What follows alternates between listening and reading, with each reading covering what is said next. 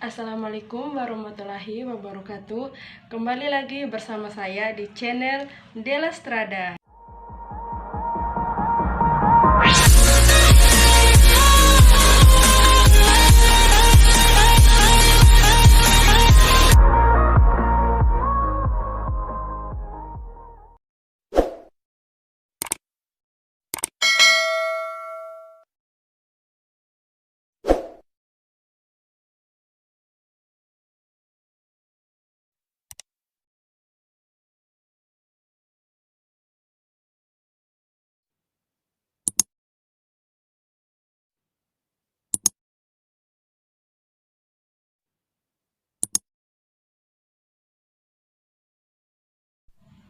Baik, perkenalkan nama saya Maria Della Strada ini dengan NIM D1B1201214. Saya dari program studi S1 Farmasi Universitas Megariski.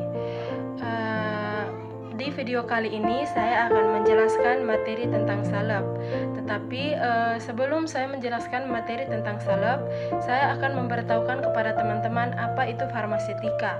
Farmasetika adalah ilmu yang mempelajari tentang cara penyediaan obat menjadi bentuk tertentu sehingga siap digunakan sebagai obat, serta mempelajari perkembangan obat yang meliputi ilmu dan teknologi pembuatan obat dalam bentuk sediaan yang dapat digunakan dan diberikan kepada pasien. Setelah teman-teman mengetahui pengertian dari farmasetika, selanjutnya saya akan menjelaskan pengertian salep. Menurut Farmakope Indonesia edisi 4, salep adalah sediaan setengah padat ditunjukkan untuk pemakaian topikal pada kulit atau selaput lendir. Salep tidak boleh berbau tengik. Menurut Farmakope Indonesia edisi 3, kecuali dinyatakan lain dan untuk salep yang mengandung bahan keras atau narkotika, dasar bahan obat adalah 10%.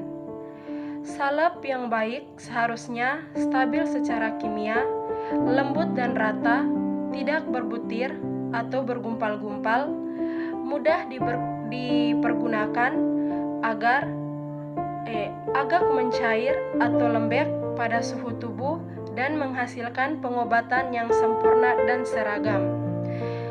Yang kedua, penggolongan salep. Menurut konsistensinya, salep dibagi menjadi beberapa, yaitu yang pertama, unguenta. Unguenta adalah salep yang mempunyai konsistensi seperti mentega, tidak mencair pada suhu biasa. Yang kedua yaitu krim. Krim adalah salep yang banyak mengandung air dan mudah diserap kulit. Yang ketiga adalah pasta.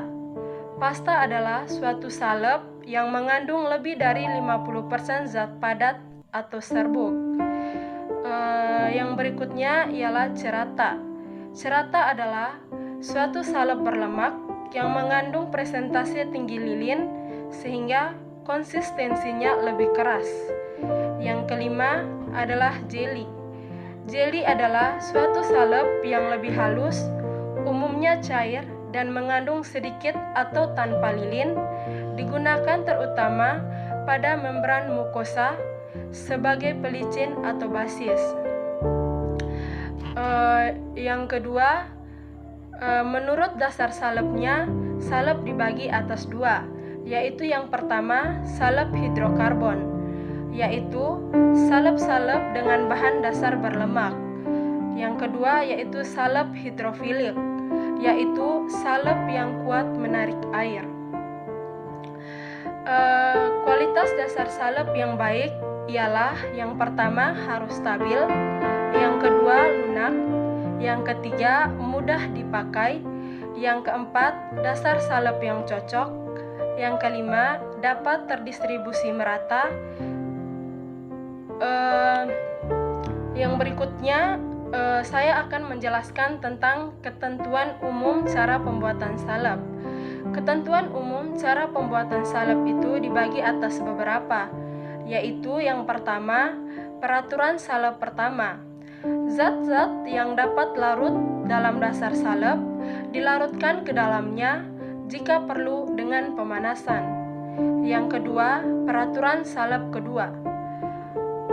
Bahan-bahan yang mudah larut dalam air dan stabil, jika tidak ada peraturan-peraturan lain, dilarutkan lebih dahulu dalam air, asalkan air yang digunakan dapat diserap seluruh oleh basis salep. Jumlah air yang dipakai dikurangi dari basis. Yang ketiga, peraturan salep ketiga. Bahan-bahan sukar larut atau hanya sebagian dapat larut dalam lemak atau air harus diserbuk lebih dahulu, kemudian diayak dengan pengayak B40 atau nomor 100, lalu digerus dengan setengah sama banyak. Yang keempat, peraturan salep keempat. Salep-salep yang dibuat dengan jalan mencairkan atau pemanasan, campurannya harus digerus. Yang berikutnya, menurut efek terapi. Menurut efek terapi, salep dibagi atas beberapa, yaitu yang pertama, salep epidermis. Salep epidermis digunakan pada permukaan kulit yang berfungsi hanya untuk melindungi kulit dan menghasilkan efek lokal karena bahan obat tidak diabsorpsi. Yang kedua, salep endodermis. Salep di mana bahan obatnya menembus ke dalam tetapi tidak melalui kulit dan terabsorpsi sebagian. Yang ketiga, salep diadermis. Salep di mana bahan obatnya menembus ke dalam melalui kulit dan mencapai efek yang diinginkan karena diabsorpsi seluruhnya.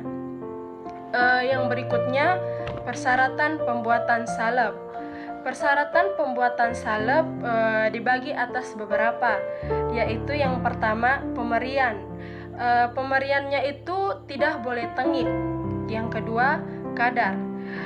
Kadarnya untuk salep yang mengandung obat keras dan narkotika, kadar bahan obat tidak lebih dari 10%. Yang ketiga, dasar salep. Kecuali dinyatakan lain, digunakan vaselin album, tetapi terdapat juga beberapa dasar salep seperti vaselin valvum, Adeps lanae, dan lain-lain.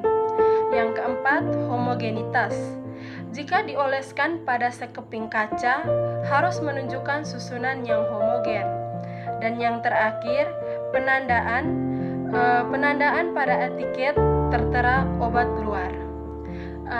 Baiklah teman-teman, sekian penjelasan dari saya.